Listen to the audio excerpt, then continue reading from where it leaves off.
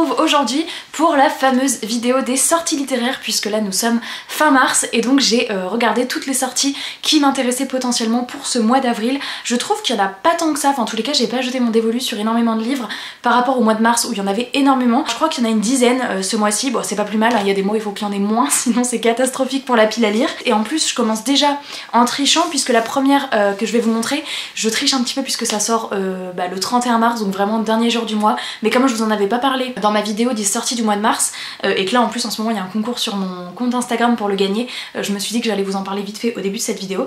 Et après on passera aux sorties du mois d'avril. La BD dont je vous parle c'est Les Sœurs de la Brume, publiée chez Kinaï Éditions, et en fait en ce moment il y a un concours qui est organisé donc en collaboration avec les éditions Kinaï sur mon compte Instagram pour gagner la BD.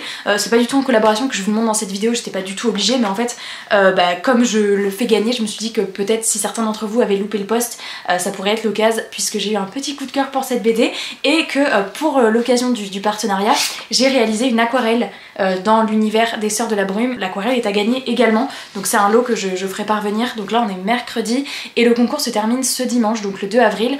Voilà, si vous voyez cette vidéo avant le 2 avril et que vous avez Instagram, eh bien sachez que vous pouvez tenter de gagner cette BD. Un peu de magie et de surnaturel comme d'habitude avec les parutions de chez Kinaï. D'ailleurs je vais vous montrer l'intérieur. On a des choses très colorées comme ça, avec une fameuse forêt un peu mystérieuse, regardez c'est trop joli, et avec toujours des thématiques hyper intéressantes, et je trouve que c'est un peu c'est ce que j'adore chez Kinaï, puisque là on va être sur la thématique du fait de grandir, du corps qui change, etc.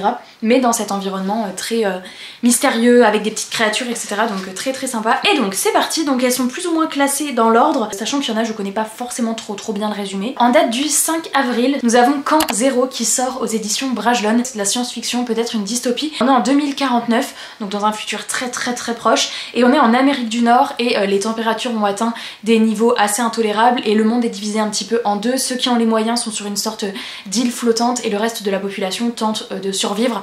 J'ai pas lu plus loin que ça, mais j'imagine qu'on va suivre peut-être un personnage parmi les plus aisés et un personnage parmi ceux qui essayent de survivre, et qu'il va y avoir à un moment donné peut-être une volonté de renverser le système. Je pense que c'est une dystopie. Au-delà de ça, ça va aborder forcément la thématique du climat, et en 2049, donc c'est vraiment dans pas si longtemps que ça. Donc voilà, c'est une thématique qui me plaît toujours dans la littérature, que j'aime retrouver. Comme d'habitude je vous mets tous les résumés en barre d'infos parce qu'il y en a certains où j'ai juste regardé quelques lignes, il y en a certains que je vais peut-être même pas connaître, et donc si vous voulez savoir plus d'infos, je vous remets comme d'habitude les liens en barre d'infos, vous pouvez aller checker comme ça si vous avez envie d'en savoir plus. En date du 5 avril également sort un tome 2, donc là c'est évident que je vais pas faire un résumé puisque en plus je n'ai même pas lu le tome 1 et même si je l'avais lu j'aurais pas envie de vous spoiler.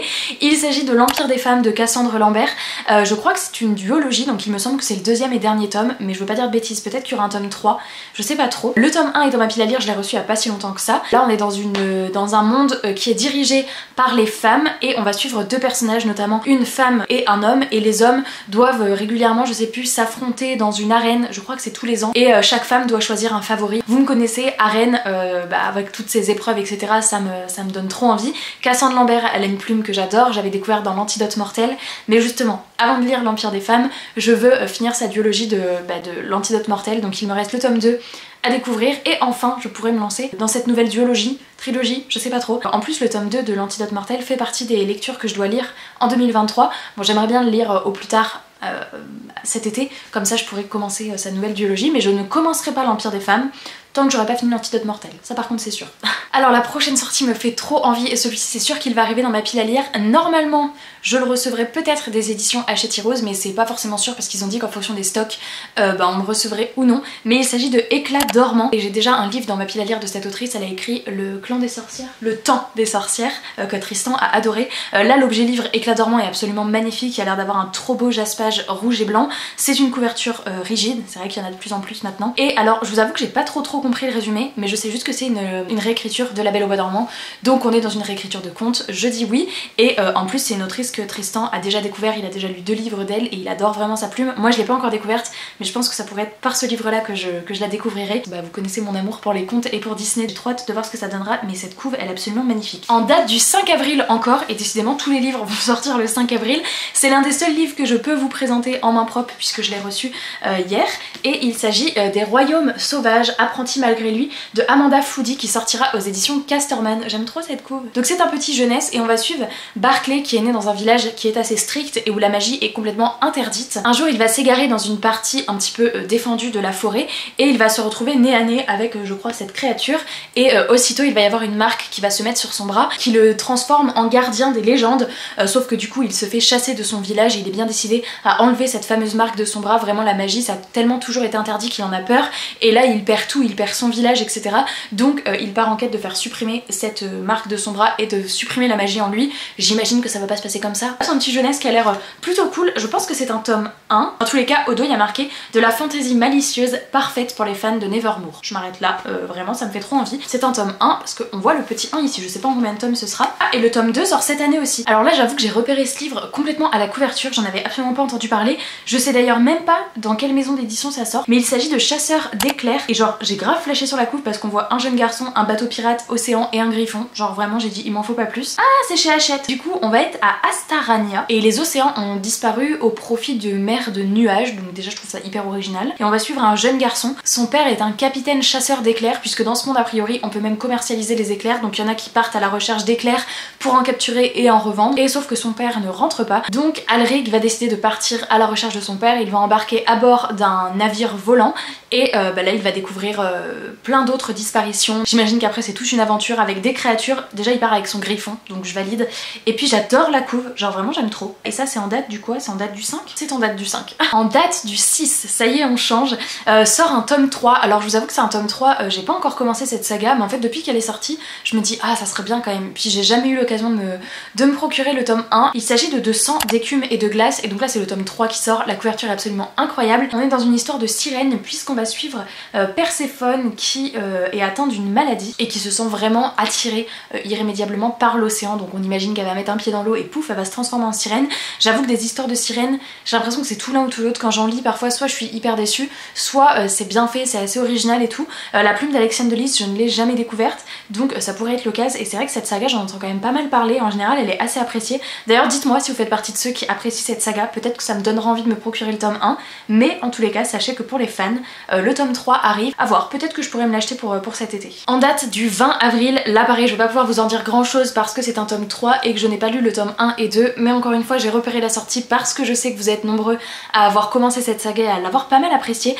Aux éditions de Saxus sortira le tome 3 de Serpent and Dove. Je sais juste que c'est une histoire de sorcières et de chasseurs de sorcières il me semble, je crois que c'est tout ce que je me souviens, enfin, et aussi que le personnage principal s'appelle Louise. Je me souviens que ça m'avait marqué quand j'avais lu le résumé parce que je retrouve peu de livres où le personnage s'appelle Louise. Voilà, à part ça je n'en sais pas plus, mais sachez que si vous faites partie de ceux qui ont lu le tome 1 et le tome 2, le tome 3 arrive en date du 20 avril. Mince, j'ai loupé plusieurs titres, on va revenir un petit peu en arrière. Ouais, en date du 5 avril sort une BD, c'est fait des 60s, le tome 2, L'Ange de Manchester, et c'est aux éditions Les Humanoïdes Associés, et j'avais lu le tome 1 en collaboration avec la maison d'édition, j'avais d'ailleurs fait un vlog, et en fait c'est 4 BD qui vont sortir tout au long de cette année 2023, donc entre février je crois que le tome 1 est sorti, et août ou septembre il y aura le tome 4, donc les 4 tomes comme ça vont sortir. Des fées, des humains, donc les fées qui se mêlent aux humains, on est un peu dans cette ambiance Carnival Row avec les fées qui sont vraiment pas considérées au même niveau que les humains. Moi j'ai lu les 3 tomes sur 4, je crois que mon tome préf, c'est le tome 2. Donc je revisualise mon vlog parce que je me souviens plus, j'ai lu les 3 à la suite,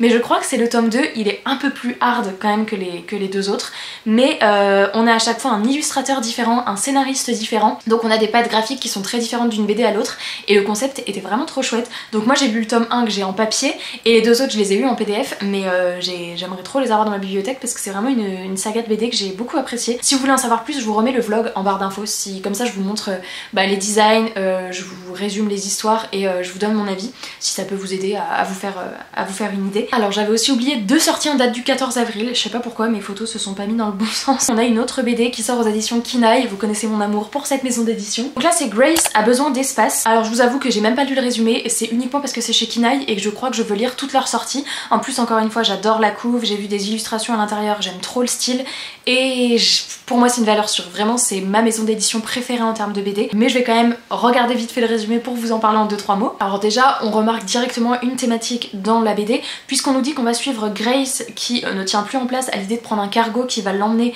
à une station spatiale pour aller vers la lune, et elle veut fuir surtout l'une de ses 2 mamans, donc donc on comprend qu'elle a 2 mamans. Il y a toujours des thématiques hyper fortes, hyper engagées qui sont abordées dans ces BD. Il va y avoir toute une aventure mais qui va prendre une tournure particulière, on n'en sait pas plus. Donc voilà, comme d'habitude, Grace a besoin d'espace, tu rejoins ma wishlist. En date du 14 avril, chez Ozu Roman sort Battle Dragon, c'est un tome 1, c'est la cité des voleurs avec cette couverture hyper peps. Et celui-ci je vais vous en reparler très vite puisque je vais le lire dans le cadre d'une collaboration avec Ozu. Donc là au moment où je vous parle, il est en chemin vers ma boîte aux lettres mais je l'ai pas encore reçu. Donc on est dans un roman jeunesse fantasy. Et donc on va suivre un jeune garçon qui aurait adoré être le protecteur de la cité comme son frère notamment. Sachant qu'on est dans une cité quand même où les dragons font tout. Hein. Les livraisons, les gestions de déchets, les transports, etc. Vraiment c'est une ville avec des dragons partout. Mais lui malheureusement il n'est qu'un collégien normal. Jusqu'au jour où il va se retrouver face à ce gros dragon là qui m'a l'air d'être un dragon assez impressionnant. Et ils vont se lier immédiatement. J'imagine qu'il va y avoir une quête qui va s'en suivre. Ça m'a vachement interpellée, vous me connaissez, jeunesse, dragon, fantasy, go, je fonce, j'y vais. Donc je vous en reparle autour de la sortie et donc il sort le 14 avril donc ça ne devrait plus tarder. Et enfin en date du 21 avril, encore une sortie de chez Kinaï. On a le tome 2 de la saga Les Mapmakers et la magie oubliée. Déjà le tome 1 me faisait trop envie et ça fait partie des sorties chez Kinaï que je n'ai pas encore pu découvrir mais vraiment genre je pense qu'avant de je foncerai, c'est juste que genre ma palle de BD déborde. Dans le tome 1 on va suivre une jeune fille qui va se retrouver face à un choix difficile. Soit elle va devoir s'enfuir de sa vallée, de son village qu'elle a toujours connu et qu'elle adore, soit elle va devoir faire renaître une magie oubliée et devenir l'une des Mapmakers. Donc j'imagine que c'est le choix qu'elle va décider de faire. D'après ce que j'ai compris, il va y avoir une menace qui s'appelle les manteaux noirs et le village va devoir être protégé des manteaux noirs par cette fameuse magie oubliée. Je veux jamais en savoir trop, de 1 chez Kinaï, de 2 parce que c'est des BD et donc ça sert à rien de lire un résumé qui va donner la moitié de la BD. J'adore la couve, là encore j'adore les dessins et puis trop envie de découvrir à chaque fois quelles vont être toutes les thématiques qui vont être abordées dans ces BD et dans cette maison d'édition que j'adore. Donc voilà, je me suis noté quand même la sortie du tome 2 mais il faut quand même que je lise le tome 1 avant. Et voilà, il y a peu de sorties quand même, surtout qu'il y a un petit nombre quand même de sorties BD. En termes de romans, vous voyez qu'il n'y a pas non plus énormément de romans qui m'ont intéressé ce mois-ci. Donc c'est pour ça que je suis super curieuse de savoir si vous en avez repéré d'autres. Parfois il y a des découvertes que je fais et je me dis ah mais c'est vrai que ce livre sort à ce mois-ci et que j'ai loupé ou j'ai pas vu l'info etc. Donc n'hésitez pas à me dire quelles sont vous les sorties que vous attendez pour ce mois-ci. N'hésitez pas à me dire également s'il y a des sorties que j'ai citées que vous attendez aussi avec impatience, si on a les mêmes attentes ou pas. Je vous remercie d'avoir regardé cette vidéo jusqu'au bout. J'espère qu'elle vous aura plu, je vous fais plein de très gros bisous et je vous dis à très bientôt dans une prochaine vidéo. Ciao!